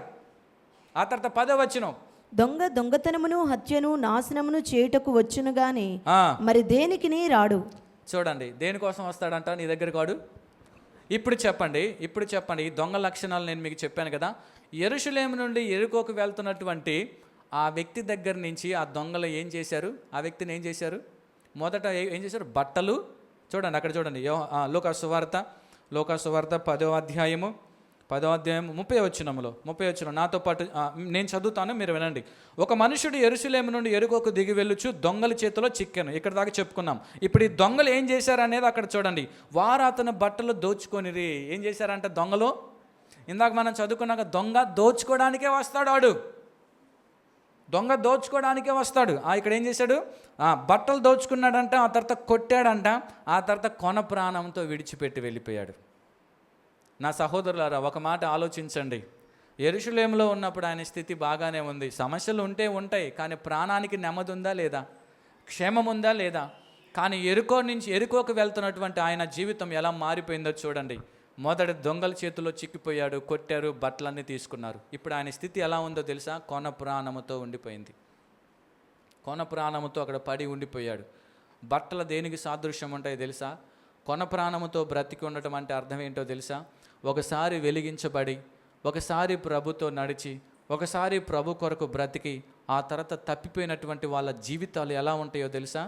అటు లోకంలో ఉండలేక, ఇటు ఆత్మీయతలో ఉండలేక కొన ప్రాణముతో వేలాడుతున్నటువంటి గబ్బిలలాగా ఉంటాయి. బట్టలు దోచుకోబడతాయి అనగా అర్థం ఏంటంటే వాళ్ళలో నీతి క్రియలు ఉండవు, వాళ్ళ యథార్థత ఉండదు, పరిశుద్ధత కొరకు ఆరాటం ఉండదు, నీతి జీవితం కొరకు ఆరాటం ఉండదు. వాళ్ళు మందిరంలోనే ఉంటారు, కానీ వాళ్ళు కొట్టబడ్డారు దొంగ చేత. కారణం ఏంటంటే వాళ్ళ ఆలోచన విధానాన్ని బట్టి దయ్యానికి అవకాశం ఇచ్చాడు. వెళ్ళకూడని ప్రాంతానికి వెళ్ళాడు, మాట్లాడకూడనిది మాట్లాడాడు, తీసుకోకూడదన్నది తీసుకున్నాడు. దానివల్ల దయ్యంగాడికి దొరికిపోయాడు. కొన ప్రాణంతో ప్రార్థన చేయమంటే చేయలేడు, పరిశుద్ధంగా ఉండమంటే ఉండలేడు, వాక్యం చదవమంటే చేయలేడు, నీతిగా బ్రతకడం చేత కాదు, నీతిగా జీవించడం చేత కాదు, తనను తాను కాపాడుకోవడం కూడా చేత కాదు. కొన ప్రాణముతో ఉన్నాడు. తానేమన్నా నీళ్లు తీసుకోగలడా? ఈ స్థితిలో తానేమన్నా చేయగలడా? ఏమీ చేయలేనటువంటి నిస్సహాయ స్థితిలో ఉండి చివరికి ఆయన పరిస్థితి ఎలా ఉందంటే ప్రకటన గ్రంథంలో 3వ అధ్యాయము 17వ వచనంలో ప్రభు చెప్పినటువంటి పరిస్థితి లాగుంది ఆ మనుషుడి యొక్క పరిస్థితి. నీ క్రియలను నేను ఎరుగుదును, నీవు చల్లగానైనను వెచ్చగానైనను లేవు. నీవు చల్లగానైనను వెచ్చగానైనను 3:17 నీవు దౌర్భాగ్యుడవును, దిక్కుమాలిన వాడవును, దరిద్రుడవును, గ్రుడ్డివాడవును, దిగంబరుడువై ఉన్నావని ఎరుగక నేను ధనవంతుడను, ధనవృద్ధి చేసి ఉన్నాను, నాకేమీ కొదువలేదని చెప్పుకొనుచున్నావు. చూడండి, నా వైపు తలలంచండి. దొంగల చేత కొట్టబడ్డటువంటి తప్పుడు నిర్ణయాలు తీసుకొని దొంగల చేత కొట్టబడి అన్ని దోచుకోబడినటువంటి ఆ వ్యక్తి కొన ప్రాణంతో ఉన్నాడు కదా. ఆ వ్యక్తి స్థితి ఎలా ఉందంటే ఇక్కడ చూడండి 17, నీవు దౌర్భాగ్యుడువును, దిక్కుమాలిన వాడవును, దరిద్రుడును, గుడ్డివాడవును, దిగంబరుడై ఉన్నావని ఎరుగక. ఆ తర్వాత నేను ధనవంతుడును, ధనవృద్ధి చేసి ఉన్నాను, నాకేమీ కొదువు లేదని చెప్పుకొనుచున్నావు. అంటే మనిషి పరిస్థితి కొట్టబడ్డ తర్వాత ఎలా అయిపోయిందంటే వాడు ఏ స్థితిలో ఉన్నాడో వాడికే తెలియట్లా. ఈరోజు చాలామంది క్రైస్తవులు కూడా దొంగల చేత కొట్టబడి వాళ్ళు ఏ పాపము చేస్తున్నారో కూడా వాళ్ళకి తెలియట్లా, ఏ బలహీనతలో వాళ్ళు ఉన్నారో కూడా వాళ్ళకి తెలియట్లా, ఏ రోత బ్రతుకులో బతుకుతున్నారో కూడా తెలియట్లా. నేను అంటాను, నువ్వు ఏ స్థితిలో ఉన్నావో నీకు తెలియకపోతే నీకు మారు మనసు ఎలా పొందుతావు? నీలో ఈ పాపం ఉందని నీకు తెలియకపోతే నువ్వు ఎలా ఒప్పుకుంటావు? అలా నీకు తెలియకుండా చేసేది పాపము, దొంగగాడు. లోకంతో నువ్వు సహవాసం చేస్తే, లోక ఆచారాల ప్రకారం నువ్వు నడిస్తే, వాక్యాన్ని కాదు, వాక్యం దగ్గర నుంచి నేను యెరూషలేము నుండి యెరికోకు ప్రయాణం చేస్తానని నీ హృదయంలో అనుకున్న మరుక్షణమే సాతానుగాడు నీకు చేసేది ఏంటంటే నీ మనోనేత్రాలు మూసేస్తాడు. నువ్వు తీసుకుంటున్న నిర్ణయం కూడా ఏంటనేది నేను ఆలోచించకుండా చేస్తాడు. నువ్వు పడుతున్న పాపములో అది పాపం అనే సంగతి కూడా తెలియకుండా చేస్తాడు. చివరికి వాడు ఏం చేస్తాడంటే నీతి మాటలు నీ ద్వారా మాట్లాడిస్తాడు. నీలో ఉన్న పాపాన్ని గుర్తించకుండా ఎదుటివాడిలో ఉన్న పాపాలు గుర్తించేటట్టు నిన్ను తయారు చేస్తాడు. నువ్వు అనుకుంటావు అదే భక్తి అనుకుంటావు. యేసుప్రభు అన్నాడు కదా, ఎదుటివాడి కంటిలో ఉన్నటువంటి నలుసును నువ్వు చూస్తా కానీ నీ లోపల ఉన్న దూలాలు నీవు గుర్తించలేవు అంటాడు. నలుసు కనపడ్డప్పుడు దూలం ఎందుకు కనపడదంటే వాడి మనోనేత్రాలు దయ్యంగాడు మూసేశాడు. ఎందుకంటే తను అనుకున్నాడు, యెరూషలేము నుండి యెరికోకు నేను ప్రయాణించాలి, లోకస్తులతో స్నేహం చేయాలి, నేను చేసేది కరెక్టే, నా ఆలోచన కరెక్టే, నా తలంపులు కరెక్టే, నేను ఏది చేసినా పక్కాగా చేస్తాను. దయ్యంగాడికి దొరకను అనుకుని వెళ్ళావు, దొరికిపోయావు. నీలో ఉన్న లోపాలు కూడా నువ్వు గుర్తించలేనటువంటి స్థితికి నువ్వు వెళ్ళిపోయావు. నువ్వు దౌర్భాగ్యుడివి, పాపములో బతుకుతున్నావు అన్న సంగతి కూడా నీకు తెలియకుండా నువ్వేమంటున్నావు తెలుసా? నేను నీతిమంతుణ్ణి, నేను పాపము లేనివాడిని, దేవునికి ఇష్టమైన మనిషిని అని అంటున్నావని ప్రకటన గ్రంథంలో 3:17 చెప్పాడు. అలా మన బ్రతుకులు ఉంటున్నాయి. ఈరోజు నేను ఈ మాటలు అడుగుతున్నాను, ఇలాగ మాట్లాడుకునే వాళ్ళు సంఘాల్లో లేరంటారా? ఇలాగ పైకి ఏమో నీతులు మాట్లాడుతూ వాళ్ళ జీవితాల్లో పాపాన్ని దాచుకున్నటువంటి మనుషులు సంఘాల్లో లేరంటావా? పైకి గొప్పగా ప్రార్థన చేస్తూ వాళ్ళ జీవితాల్లో పాపముతో స్నేహం చేస్తున్న మనుషులు లేరంటావా? ఇక్కడ పాటలు పాడుతూ నువ్వంటే నాకు చాలా ఇష్టం యేసయ్యా, నువ్వు లేకుండా ఈ లోకంలో నేను బ్రతకలేనని పాటలు పాడుతూ బయటికి వెళ్ళిన తర్వాత ఫోనులతో సహవాసం, లోక సహవాసం చేస్తున్నటువంటి మనుషులు లేరంటారా? వీళ్ళు దొంగల చేత కొట్టబడిన వాళ్ళు కాదంటారా? వీళ్ళు యెరూషలేము నుండి యెరికోకు ప్రయాణం చేసినటువంటి మనుషులు కారంటారా? వాక్యం చెప్తుంది, ఒకరిని ఎదుట సరి అయినదిగా కనపడు మార్గాలు ఉంటాయి, చివరికి అది మరణానికి దారితీస్తాయి. ఒకని ఎదుట సరి అయిన మార్గం ఉందంటే అతను ఒప్పుకుంటేనే కదా, అది కరెక్ట్ అనుకుంటేనే కదా ఆ పని చేస్తాడు. అలా కరెక్ట్ నేను చేసేది అనుకొని చేసినటువంటి వాళ్ళు సంఘాల్లో లోకంతో స్నేహం చేస్తున్న వాళ్ళు లేరంటారా? నా సహోదరులారా, కొట్టబడి తన స్థితి ఏంటో తెలుసుకోలేనటువంటి నిస్సహాయ స్థితిలోకి వెళ్ళిపోయినటువంటి ఆ దొంగల చేత కొట్టబడిన మనిషిలాగా ఈరోజు చాలామంది ఉన్నారు. ప్రభు నీతో మాట్లాడుతున్నాడు. ఒక్కసారి నీ గుండెలు తెరిచి నువ్వు చూసుకుంటే, పరీక్షించి పరిశోధించుకోగలిగితే నువ్వు ఏ పాపంలో పడ్డావో, ఏ నిర్ణయానికి ద్వారా నువ్వు సాతానికి దొరికావో నీకు తెలుసు. ఈ వ్యక్తి దొంగల చేత కొట్టబడ్డాడు. కొంతమంది అప్పులనే దొంగల చేత పట్టబడతారు, కొంతమంది అబద్ధం అనే దొంగ చేత కొట్టబడతారు, కొంతమంది గర్వానికి వెళ్ళి, పలుకుబడికి వెళ్ళి, ఎచ్చులకు పోయి వాళ్ళ జీవితాలను అధోపాతాళానికి తీసుకెళ్ళిన వారు లేరంటారా? నాకు తెలిసినటువంటి ఒక ఆమె ఉంది. ఆమె మంచి ప్రార్థనా పర్రాలు, చాలా మంచి ప్రార్థనా పర్రాలు. నాకు తెలిసి ఆమెను మించిన ప్రార్థనా పరులు సంఘంలో లేరు. సో ప్రార్థనా పరులకు ఆటోమేటిక్గా దర్శనాలు వస్తాయి. ఆ దర్శనంలో కనపడిన విషయం ఏంటంటే, ఆమె డాబా మీద కూర్చొని భోజనం చేస్తున్నట్టు కలొచ్చింది, అంటే దర్శనం వచ్చింది. ఇప్పుడు ప్రార్థనా పరులకి, దర్శనాలు వచ్చే వాళ్ళకి ఇప్పుడు వీళ్ళు మొదటగా అనుకునే మాట ఏంటంటే, అప్పటికి ఆమెకి ఇల్లు లేదు, పూరి గుడిసెలోనే జీవిస్తుంది. ఇక ప్రార్థనా పరులకి, దర్శనం వచ్చినటువంటి వాళ్ళకి వీళ్ళకి ఏమనిపిస్తుంది అంటే, ఇదిగో యేసు ప్రభు నాకు ఇక డాబా ఇస్తున్నాడు, ఆ డాబా మీద నేను భోజనం చేస్తున్నట్టు నాకు కల వచ్చిందంటే ఇక యేసు ప్రభు చిత్తంలో ఇది ఉంది అని చెప్పేసి ఆమె ఇక దాన్ని పట్టుకొని ఇక ఏలాడుతూ ఉంది. ఇక భక్తి, ఇప్పుడు నాలాంటుడు వెళ్ళి, ఏమ్మా నువ్వు భక్తి పరురాలువే, నీకు దర్శనాలు వస్తాయి, దయ్యంగాడు కూడా దర్శనాలు ఇస్తాడంటే ఆమె ఒప్పుకుంటుందా? నా గురించి 10 మందికి చెప్తుంది. రాజు ఇట్లాంటాడు, నా దర్శనాన్ని శంకిస్తాడా, నా ప్రార్థననే శంకిస్తాడా అని అంటారు లేదా? అందుకని మాలాంటి వాళ్ళు భయపడి ఏం చేస్తారంటే కొన్నిసార్లు ఓపెన్గా లోపల ఉన్నది చెప్పలేక ప్రార్థన చేద్దామని ఒక మొక్కతో వదిలేస్తారు. కానీ వాళ్ళు అక్కడితో వదలకుండా ఇది దేవుడిచ్చిందే కదా, దేవుడు లేకపోతే దయ్యం ఇస్తుందా ఇది అన్నట్టుగా ఆ మాలోకంలో ఉండిపోయింది. ఇల్లు మొదలెట్టింది, డబ్బులు లేవు చేతిలో, కానీ దర్శనాన్ని పట్టుకుంది. ఇల్లు మొదలెట్టింది. భర్త అంటున్నాడు, అమ్మ నీ దర్శనం వచ్చింది కానీ మన దగ్గర డబ్బులు లేవు, ఈ కట్టామంటే అప్పుల్లోకి వెళ్ళిపోతాము, మన పరిస్థితి అధోపాతాళానికి వెళ్ళిపోద్దమ్మా, తగు మాత్రం వేసుకుందాం. ప్రభా నువ్వు డబ్బులు ఇవ్వలేదు కదయ్యా, ఫస్ట్ రేకులు వేసుకుందాం, ఆ తర్వాత దేవుడు దీవించాడు అనుకో, అప్పుడు మళ్ళీ డాబా వేసుకుందాం అంటే ఊరుకో, దయ్యంగాడి మాటలు మాట్లాడుతున్నాడు, నీలో దయ్యం దూరింది, దేవుడు నాకు దర్శనం ఇచ్చాడా లేదా అని చెప్పేసి ఆమె ఏం చేసింది తెలుసా? మొగుడిని పొడవటం మొదలెట్టింది. మనోడు ఇది మొదలే గయ్యాలిది, దీని నోట్లో నా నోరు పెడితే నాకు తిండి పెట్టదు అని చెప్పేసి మనోడు సైలెంట్ అయిపోయి ఏం చేసింది తెలుసా? ఇంకా ఆమె చెప్పిన దాని ప్రకారం అవుతుంది. మమ్మల్ని కూడా పిలిచింది ప్రార్థన చేయడానికి. నేను అంటాను, నెగిటివ్గా చెప్తే ఒప్పుకోరు కదా. ప్రభువా నువ్వు దీవించాలి నాయన, ఇదిగో తల్లిగారికి నువ్వు దర్శనం ఇచ్చావు కదా, దాన్ని నెరవేర్చిన ఆయన, అంత తప్పితే మేమేం చేస్తాం? అర్థమవుతుందా? అదే చేసుకుంటూ వచ్చాం. చివరికి డాబా కట్టింది. డాబా మీదకి మా అన్నం ప్లేట్ తీసుకొని తిన్నది, బాగానే ఉంది. అయిపోయిన తర్వాత మొత్తం ఆ తర్వాత అప్పులు అనేది చూసుకుంటే నెత్తి మీదకి కొండలాగా అయిపోయినాయి. దాని గురించి ఆలోచిస్తుంటే షుగర్ బీపీలు పెరిగిపోయినాయి. తర్వాత వచ్చింటది, అయ్యా దయ్యంగాడు దాడి చేసినట్టున్నాడు, అప్పుల్లో ఊపిలోకి పడిపోయావు, అనవసరం, ఎందుకు మాకు ఇంత అవసరమా, ఈ వయసు అయిపోయిన తర్వాత ఇదంతా అవసరమా, ఇంత భారం అనవసరమా. అప్పుడు నేను మనసులో అనుకున్న, పైకి చెప్పలా, నువ్వు అప్పుడు చెప్తే వినేది, ఇంత స్పీడ్లో నువ్వు లేవులే, నీకు నెత్తి మీద తాటికాయ పడితే, ఒకటి కాటికాయ కాదు, టపా టపా టపా 2-3 పడితేనే అలాంటి వాళ్ళు లొంగుతారు. ఈ దర్శనాలు ప్రార్థనలో మంచి రేంజ్లో ఉన్న వాళ్ళకి మనం చెప్తే అర్థం కాదు, పైనుంచి తాటికాయ కొమ్మలు పడితేనే వాళ్ళు వింటారు. అర్థమవుతుందా? అప్పుడు చివరికి ఒక పక్కన శ్రమ, ఒక పక్కన అప్పు, ఒక పక్కన ఏమంటారు షుగరు, బీపీలు, ఇవన్నీ యుద్ధానికి వచ్చేసరికి ఆమెకు అర్థమైంది, ఇది దయ్యంగాడిచ్చింది అనుకుంటా, పరలోకంలో దేవుడు స్వాస్థ్యం ఇస్తానన్నాడు కానీ అప్పుల్లోకి వెళ్ళిపోయి అప్పు చేసి ఇల్లు కట్టమని దేవుడు చెప్పలేదు కదా. ఆ దెబ్బతో తన ప్రార్థనలో పడిపోయింది, అదో పాతాళానికి వెళ్ళిపోయింది. ఈరోజు ఉపవాస ప్రార్థన జరిగితే ప్రార్థనలు కూడా రాలేనటువంటి పరిస్థితి అయిపోయింది.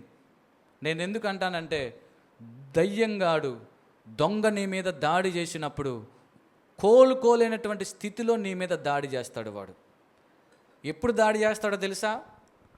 వాడు రెడీగా ఉంటాడు నువ్వు తీసుకునే నిర్ణయాల మీద ఆధారపడాలని. యెరూషలేములో ఉండాల్సినటువంటి ఆ వ్యక్తి యెరికోకు ప్రయాణం చేయాల్సింది వచ్చిందే అనుకుందాం. తను ఏం చేయాలి? ఎవరో ఒకరిని పట్టుకొని సహవాసంతో పట్టుకొని పోవాలి, తోడు తీసుకొని పోవాలి. ఇదే విషయము యెరూషలేములో అన్నం దొరకట్లేదని మోయాబు దేశానికి వెళ్ళినటువంటి నయోమి జీవితం మీకు తెలుసు. ఒక తప్పుడు నిర్ణయం దొరికింది సాతానుకి. ఆ నిర్ణయం తీసుకునేటప్పుడు మీరు మరలా వినాలి, నయోమి ఏమి వాక్యం తెలియనటువంటి భక్తిహీనురాలేం కాదు. నేను చెప్పాను కదా ఇందాక, టాప్ మోస్ట్ ప్రార్థన పొర్రాలు అనుకుందాం. నీతితో భక్తితో బతికినటువంటి ఆమె ఒక తప్పుడు నిర్ణయం ఏం చేసిందో తెలుసా? యెరూషలేమును విడిచిపెట్టి మోయాబుకి వెళ్ళవలసిన పరిస్థితి ఏర్పడింది. అక్కడికి వెళ్ళిన తర్వాత దయ్యంగాడు స్కెచ్ చేశాడు. ఒక్కొక్క దెబ్బ కొడుతుంటే చివరికి మొగదిక్కు లేనటువంటి కుటుంబంగా తయారైపోయి చివరి స్థితిలో వేదనతో అయిపోయింది. నా సహోదరులారా, దొంగ చేతిలో ఆ వ్యక్తి దొరికాడు. ఇప్పుడు నీ తప్పుడు నిర్ణయాల వల్ల నువ్వు ఎక్కడెక్కడ దొరికావో ఒకసారి నువ్వు ఆలోచించాలి. నేను ఇందాక చెప్పిన ఆ విషయంలో ఆమె అప్పులనే కాడికి దొరికిపోయింది. కొంతమంది ఆరోగ్యం విషయంలో సరైనటువంటి జాగ్రత్త లేకుండా, పిల్లలకి మంచి పోషకాలు లేకుండా, తన బద్ధకత్వాన్ని బట్టి ఏదో పైపైన తిండి వాళ్ళకి పెట్టి వాళ్ళకు రోగాలు తెచ్చే తల్లిదండ్రులు ఉన్నారు.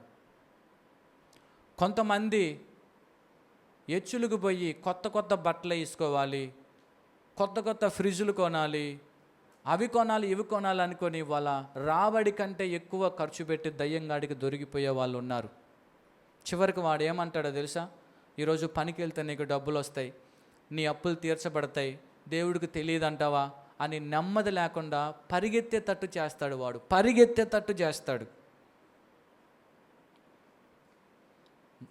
దేవుని వాక్యం చెప్తుంది, నువ్వు ఎక్కడున్నావో అక్కడ తృప్తి కలిగి బతకడం నేర్చుకో. లేకపోతే దయ్యంగాడికి దొరికావా, ఒక్క నిమిషం కూడా నిన్ను కూర్చోబెట్టాడు. వాడు నిన్ను పరిగెత్తిస్తూనే ఉంటాడు. అప్పుడు నీ భక్తి పోతుంది, నీ ప్రార్థన పోతుంది, నీ సహవాసం పోతుంది, అన్యజనుల పరిస్థితికి వెళ్ళిపోతుంది. ఇలా ఇతని పరిస్థితి అయిపోయింది. నయోమి జీవితం పరిస్థితి కూడా అలాగే అయిపోయింది. ఈరోజు నేను అంటున్నాను, తప్పుడు నిర్ణయాల వల్ల దొంగల చేత నువ్వు కొట్టబడద్దు. ఒకవేళ నువ్వు తప్పు నిర్ణయాలతో తెలియక తప్పు చేసినట్లయితే నయోమిలాగా మరలా యెరూషలేముకి రావటానికి ప్రయత్నించు. హల్లెలూయా. మరలా నయోమిలాగా యెరూషలేముకి రావటానికి, చేసిన తప్పును క్షమాపణ దేవుడి దగ్గర అడుగు. ఏ స్థితిలోనైనా ఆయన విడిచిపెట్టేవాడు కాదు. ఆయన నమ్మదగిన దేవుడు. ఆయన పిల్లల్ని విడిచిపెట్టేవాడు కాదు. తెలియక తప్పు చేశారు. ఆనాడు పేతురు తప్పు చేశాడు, క్షమించాడు. దావీదు తప్పు చేశాడు, క్షమించారు. మరలా యెరూషలేముకి రావాలనుకున్నారు, మరలా దేవునితో సహవాసం రావాలనుకున్నారు. దేవుడి నిర్ణయాలతో, దేవుడి బిడ్డలతో, ఉపవాసాలతో, సంఘ సహవాసాలతో మరలా యూటర్న్ తీసుకోవాలి అనుకున్నారు. వాళ్ళు కోల్పోయిన సమస్తమును నా ప్రభు తిరిగిచ్చారు. మరలా తిరిగి వచ్చింది నయోమి. కోల్పోయిన సమస్తం అంతకు రెట్టింపు ఆశీర్వాదాన్ని పొందుకుంది. కానీ నయోమి దగ్గరికి వెళ్ళి మనలాంటి వాళ్ళని అడిగితే, ఏమి నయోమి మరలా నాకు ఏదో కష్టం వచ్చింది, ఆ దేశానికి వెళ్ళమంటావా అని అడిగాను అనుకో, బుద్ధి ఉందా, నేను వెళ్ళి సమస్తమును పోగొట్టుకుని దరిద్రాలను అయ్యావు, నువ్వు వెళ్ళటం అనవసరం, ఇక్కడే ఉండు ప్రార్థన చెయ్యి, దేవుడు నిన్ను దీవిస్తాడని చెప్తుందా చెప్పదా? అనుభవం వచ్చింది కాబట్టి మనకు చెప్పగలుగుతుంది. ఒకవేళ తెలియక తప్పు చేసి దొంగల చేతిలో నువ్వు దొరికావా, బాధపడద్దు. నీ అనుభవం ఏరే వాళ్ళకు ఉపయోగపడేటట్లు దేవుడు చేస్తాడు, నయోమికి చేసినట్లు. ఆనాడు నయోమి తెలుసుకుంది, మరలా యెరూషలేముకి వచ్చింది. ఈ దొంగల చేతిలో పట్టబడ్డటువంటి వ్యక్తికి మంచి సమరయుడు అనే ఒక వ్యక్తి దొరికాడు.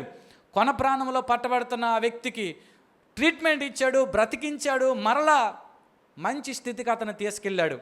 ఈరోజు మంచి సమరయుడిలాగా, ఒక బోయజులాగా యెరూషలేముకు నువ్వు తిరిగి వచ్చినట్లయితే, పాత స్నేహాలు విడిచిపెట్టి, పాత పద్ధతులు విడిచిపెట్టి, నేను భక్తిపరురాలని, నేను భక్తిపరుణ్ణి అనుకుని వేషధారం అనే ముసుగులోంచి నువ్వు బయటకు రాగలిగినట్లయితే, నా 24 గంటల్లో నేను ప్రభుతో గడుపుతున్న సమయం ఎంత సమయం అని నువ్వు నిర్ణయించుకోగలిగితే, నీలో ఉన్న దోలాలు నువ్వు గుర్తించగలిగినట్లయితే, నీ పాపమేంటో నువ్వు గుర్తించగలిగినట్లయితే, ఏ తప్పుడు నిర్ణయం నీకు కనపడకుండా దయ్యంగాడు దాచిపెట్టి నీలోనే ఉండేటట్టు చేస్తున్నావు, దాన్ని నువ్వు బట్టబయలు చేసుకున్నట్లయితే, దేవుని వాక్యములో మరలా నీ కొరకు కృప ఎదురు చూస్తుంది. హల్లెలూయా. దావీదుని మరలా లేపినటువంటి అదే శక్తిమంతుడైనటువంటి దేవుడు, కోల్పోయిన సమస్తమును తిరిగి నయోమికి ఇచ్చినటువంటి అదే దేవుడు, నా ప్రాణాలు అయిపోయినాయి, నా బిడ్డలు అన్యాయం అయిపోతారు, నా స్థితి మారిపోయింది, నా బిడ్డల కొరకు నేను ఇక్కడికి వచ్చానని కొన ప్రాణంతో ఏడుస్తున్న ఆ మనుష్యుడి దగ్గరికి మంచి సమరయుడు వచ్చి కుటుంబాన్ని నిలబెట్టినట్లుగా, ఆ గెరాసేను దేశంలో 2000 దయ్యాల చేత పీడించబడుతూ, బంధువులు విడిచిపెట్టి, స్నేహితులు విడిచిపెట్టి, తనను తాను బాగు చేసుకోవడం చేతగాక, కట్టుకున్న పెళ్ళానికి న్యాయం చేయలేక, పిల్లలకి న్యాయం చేయలేక, ఈడి బతికి ఇంతే అని చెప్పేసి ఊరు వాళ్ళు ఎదిలేస్తే సంఖ్యలతో కట్టేసినా సరే బాగుపడలేని స్థితిలో ఉన్నటువంటి అతని దగ్గరికి యేసుప్రభు వెళ్ళి బాగు చేసినట్లుగా, అదే కృప ఈరోజు నీ ఎదుట కూడా నిలబడి ఉంది. అలా నిలబడి ఉన్నటువంటి ఆ కృపను నువ్వు వాడుకోవాలంటే, నీ హృదయంలో ఉన్నటువంటి తప్పుడు నిర్ణయాలు, ప్రభువా నేను చేసింది ఇది కరెక్టే, బ్రతకాల్సినంతగా నేను బ్రతకలేకపోతున్నాను, తీసుకోవాల్సిన మంచి నిర్ణయాలు తీసుకోలేకపోతున్నాను, తొందరపాటు నిర్ణయాల వలన నా ఇష్టం నాకు నచ్చిందే చేస్తాను అని నా సొంత నిర్ణయాల్లో నేను తీసుకున్న దానికి నేను ఈరోజు ఫలితాన్ని అనుభవిస్తున్నాను నాయన. నా మనోనేత్రాలు మూయబడ్డాయి, పైకి భక్తిపరులాగా ఉంటున్నాను, నాలో లోపల సరుకు లేదు నాయన. పైకి భక్తిపరులాగా యేసుప్రభుని నమ్ముకున్నానని చెప్తున్నాను, కానీ కనీసం పట్టుమని 10 నిమిషాలు ప్రార్థన చేసే స్థితి లేదు ప్రభువా. సంవత్సరాలు గడుస్తున్నా సరే కనీసం నా బ్రతుకుల్లో ఒక 10 రోజులు ఉపవాస ప్రార్థన కూడా లేదు నాయన. నేను కూడా ఒక క్రైస్తవున్నా, వాక్యాన్ని రేపొద్దున తక్కెడలో వేస్తే నా బ్రతుకు ఏమవుతుంది నాయన అని నువ్వు పరీక్షించుకొని నీ నిర్ణయాలు మార్చుకోగలిగి మరలా యెరూషలేముకి నీ ప్రయాణం, సహవాసంతో నీ సహవాసం, మంచి వాళ్ళతో నీ సహవాసం, దైవజనులతో సహవాసం, ఆ తర్వాత దేవునితో సహవాసం నువ్వు మొదలెట్టగలిగితే కోల్పోయిన సమస్తమును నా ప్రభు తిరిగి అనుగ్రహిస్తాడు. హల్లెలూయా, హల్లెలూయా, హల్లెలూయా. అందుకనే భక్తుడు మంచి పాట రాస్తాడు కదా, నిన్ను మాత్రమే నే నమ్మానయ్యా, నీవు మాత్రమే నా ధైర్యం యేసయ్యా, నిన్ను మాత్రమే నే నమ్మానయ్యా, నీవు మాత్రమే నా ధైర్యం యేసయ్యా, నీ బాహుబలమే నడిపించును, నా స్థితులన్నిటినీ సరిచేయును, నీ వచ్చిగా అందరికి వచ్చిగా పాడండి మీరు పాడండి, స్వరమెత్తి పాడండి, ప్రభు వైపు చూసి పాడండి. కృప చూపువాడవయా నీ పిల్లలకు, కృప చూపువాడవయా నీ పిల్లలకు, కృప చూపువాడవయా, నీవు సెలవీయగా నాకును పంపగా జరగనిదేముంది, నీవు సెలవీయగా కలుగనిదేముంది, వాక్కును పంపగా జరగనిదేముంది, సకలము నీదేనయ్యా శ్రీమంతుడా, కృతి నీకు పాడేదనయ్యా, స్థలము నీదేనయ్యా. శ్రీమంతుడా స్తుతి నీకు పాడేదనయ్యా, సమకూర్చువాడవయ్యా నీ పిల్లలకు అందరు లేచి నిలబడదాం. డవయా నీ పిల్లలకు సమకూర్చువాడవయా, నిన్ను మాత్రమే నే నమ్మానయ్యా, నీవు మాత్రమే నా ధైర్యం యేసయ్యా, నిన్ను మాత్రమే. అందరూ చప్పట్లు కొడుతూ యేసు వైపు చూస్తూ మనం, నాయనా నా తప్పుడు నిర్ణయాల వల్ల నేను పడిపోయానయ్యా, నేను కొన్నిసార్లు నీలో గడపాల్సినంతగా గడపలేకపోతున్నానయ్యా, నీ సాక్షిగా నన్ను బ్రతికేటట్లు నన్ను చెయ్యండి అని ఆ శిలువ వైపు చూస్తూ, యెరికోకు వెళ్తున్న నా ప్రజలారా యెరూషలేము వైపు నీ ప్రయాణాన్ని కొనసాగించండి. నీవు మాత్రమే నా ధైర్యం యేసయ్యా, నిన్ను మాత్రమే నే నమ్మానయ్యా, నీవు మాత్రమే నా ధైర్యం యేసయ్యా, నీ బాహుబలమే నడిపించును, నా స్థితులన్నిటినీ సరిచేయును, నీ బాహుబలమే నడిపించును, నా స్థితులన్నిటినీ సరిచేయును. కృప చూపువాడవయా నీ పిల్లలకు, కృప చూపువాడవయా నీ పిల్లలకు, కృప చూపువాడవయా నీ పిల్లలకు, కృప చూపువాడవయా, కృప చూపువాడవయా నీ పిల్లలకు, కృప చూపువాడవయా. యేసయ్యా యేసయ్యా యేసయ్యా యేసయ్యా, కృప చూపువాడవయా. నా సహోదరులారా, మీ మనసులు ప్రభు వైపు త్రిప్పండి, మీ ఆలోచనలు ప్రభు వైపు త్రిప్పండి. ఒకవేళ తప్పుడు నిర్ణయాల వలన నాకంతా తెలుసులే, నాకంతా తెలుసు, నా హృదయంలో ఉన్న భావాలు ఎవరికి తెలుసు అని ఒకవేళ నీ సొంత నిర్ణయాలతో లోక స్నేహం చేసుకుంటూ, లోక మనుషులతో సహవాసం చేసుకుంటూ, దొంగల చేత కొట్టబడి అప్పులు సమస్యలు ఒంటరితనంతో ఒకవేళ నువ్వు బ్రతుకుతున్నట్లయితే, ఈరోజు ఆ మంచి సమరయుడు నీ దగ్గర ప్రత్యక్షమవుతున్నాడు. జరిగిందేదో జరిగిపోయింది, మరలా ప్రార్థన అనే బలిపీఠాన్ని కట్టుకో. జరిగిందేదో జరిగిపోయింది, మరలా నయోమిలాగా యెరూషలేముకు రావటానికి ప్రయత్నించు. ఉపవాస ప్రార్థన ప్రతిష్ఠించుకో, సంఘ సహవాసాన్ని ప్రతిష్ఠించుకో.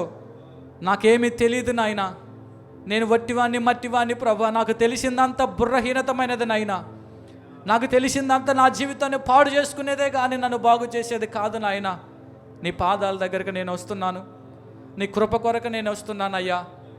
నేను పైకి భక్తిపరుడిగా ఉంటున్నాను, నేను నీ కొరకు ఎన్నో పనులు చేస్తున్నాను, కానీ నా అంతరంగంలో నిజాయితీ లేదు నాయన, నా అంతరంగంలో ఆ క్వాలిటీ లేదు నాయన, నా అంతరంగంలో పరిశుద్ధత లేదు. పక్క వాళ్ళలో ఉన్న లోపాలు ఎత్తి చూపుతున్నాను, కానీ వారు అలాంటి వారు, వీరు అలాంటి వారు, వీరు ఇలాంటి వారు అని ఎదుటివారికి చెప్తున్నాను, కానీ దయ్యంగాడు నాలో ఉన్న లోపాలు కూడా నాకు తెలియకుండా మూసివేశాడు నాయన. నాలో ఉన్న లోపాలు నాకు తెలియపరచయ్యా. భక్తుడైనటువంటి పౌలు గారు అంటున్నారు, అందరికి చెప్పి నేను దౌర్భాగ్యుని అయిపోతే, దుష్టుని అయిపోతే అది ఎంత ఘోరమైనది ప్రభువా. నన్ను నేను పరీక్షించుకొని పరిశోధించుకునే కృప ఇవ్వు నాయనా అని అంటున్నాడు. దావీదు కూడా అంటున్నాడు, నన్ను పరిశీలించయ్యా, నన్ను పరిశోధించి. ఇతరులకు చెప్తున్నాను కానీ, ఇతరులు అది తప్పు ఇది తప్పు అంటున్నాను కానీ, నేను ఎక్కడ తప్పు చేస్తున్నానో నీ వాక్యానికి, నీ మందిరానికి, నీ సహవాసానికి నేను ఎక్కడ తప్పు చేస్తున్నానో నా మనోనేత్రాలు మూసివేశాడు దయ్యంగాడు. తెరవచేయి నాయనా. ఉపవాస ప్రార్థన లేదు, సహవాసం లేదు, ప్రతిష్ఠిత జీవితం లేదు, అబద్ధాలు, మోసగారితనము, ఒక విషయం మాట్లాడచ్చు మాట్లాడకూడదనే భయం లేకుండా ధారాళంగా నా మాటల్ని సాతానుకు అప్పచెప్తున్నానయ్యా. ఆకాశమందు చూస్తున్న నీవు ప్రతి మాటకి సమాధానం అడుగుతావనే మాటని నేను మర్చిపోయి బ్రతుకుతున్నాను. ప్రభువా, నా నీతి కాదు, నా బలము కాదు, నీ కొరకు బ్రతికే భాగ్యం నాకు అనుగ్రహించమని యేసు నామములో అడుగుతున్నాము తండ్రి.